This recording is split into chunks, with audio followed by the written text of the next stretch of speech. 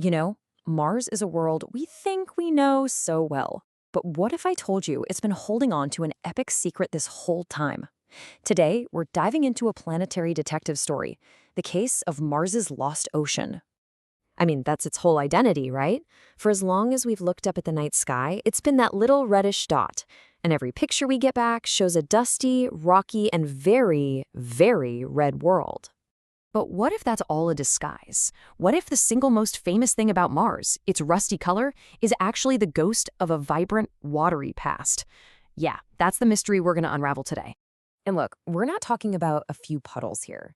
To give you some perspective, scientists think that billions of years ago, Mars had so much water it could have formed an ocean up to 1,500 meters deep. That's nearly a mile. We're talking about a volume of water that's pretty close to half of our own Atlantic Ocean, enough to cover the entire planet. So the question is just massive. Where in the solar system did an entire ocean go?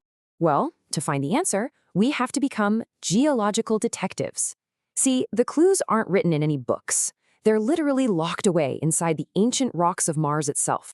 Every good detective story needs a timeline, and for us, it all starts way back in what's called the Noachian period. We're talking over 3.7 billion years ago. Now, this was not the Mars we know. It was a chaotic, young world getting pounded by asteroids with volcanoes going off, and most importantly, it was wet. This ancient era, that's our scene of the crime.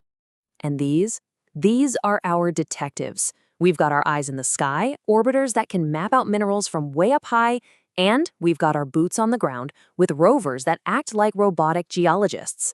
And their number one tool is something called spectroscopy. Basically, by looking at how light bounces off the surface, they can get a unique chemical fingerprint for different minerals. It tells them exactly what the rocks are made of. Okay, so we've got our timeline, we've got our detectives on the case. So what do they actually find? Let's look at the clues that point to a Mars that was, well, absolutely soaked. This right here is like looking inside the Martian case file. Our detectives found all these minerals that, here on Earth, only form when water is around. We're talking about things like clays, which tells you there was just water everywhere. They also found layers of sulfates and chlorides. You know, the salty stuff you'd find at the bottom of a lake that dried up. These aren't just little hints. These are the absolute smoking guns of a watery past. So the evidence is pretty overwhelming, right? Mars was once a blue planet, which of course brings us right back to the heart of this entire mystery. I mean, think about it. This question has kept planetary scientists up at night for decades.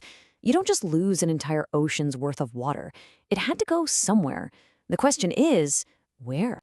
For a long time, there were too many suspects in the lineup. Suspect number one was the Great Escape. The theory here is that Mars has pretty weak gravity, so it couldn't really hold on to its atmosphere, and over time, water molecules were just blasted off into space. Then you have suspect number two, which we're calling the rock heist, the idea that the water never actually left the planet at all. Instead, it was locked away inside the rocks. So how do you figure out which one it was? Turns out, you use a really clever bit of chemistry. You see, water is H2O, but hydrogen has a heavier sibling called deuterium. The lighter, normal hydrogen escapes into space way more easily. So if the Great Escape was the only culprit, the water left on Mars today should be super rich in that heavier deuterium. And while it is richer in it, the numbers just don't fully add up. Something else had to be going on. And that meant our detectives had to take a much, much closer look at suspect number two, the rock heist. It turns out the water wasn't just on the rocks. It went into them. And this is the jaw-dropping conclusion from the latest research. This number, 30 to 99%, is the estimated amount of Mars's ancient ocean that is still there. It's not liquid, but it's chemically locked inside the planet's crust. The water isn't gone. It's just in disguise, as rock.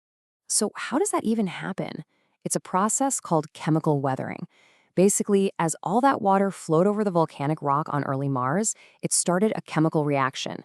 The water molecules were literally pulled into the crystal structure of new minerals, like those clays we talked about earlier.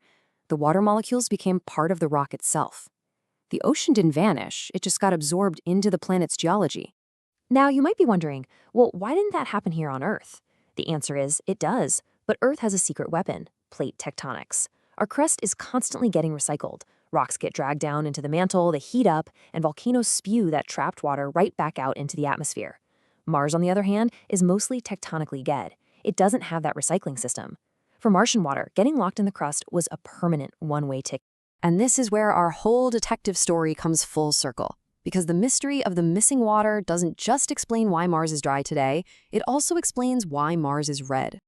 Let me introduce you to our final piece of evidence, a mineral called ferrihydrate.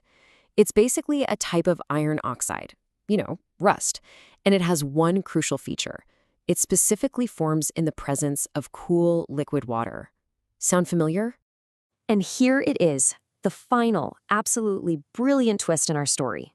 This mineral, ferrihydrate, this waterborne rust, is now thought to be the main reason the dust covering the entire planet is red. Think about that for a second. Mars isn't red despite its watery past. Mars is red because of it. The very color that defines the red planet is the final tombstone for its lost blue ocean. The biggest clue was hiding in plain sight the entire time. So, case closed on the missing ocean. But you know what? The story is far from over. Right now, the Perseverance rover is drilling and collecting rock samples that will one day be brought back to Earth. And it just makes you wonder, what other incredible stories are waiting for us, locked away in the stones of Mars? I guess we'll just have to wait and see.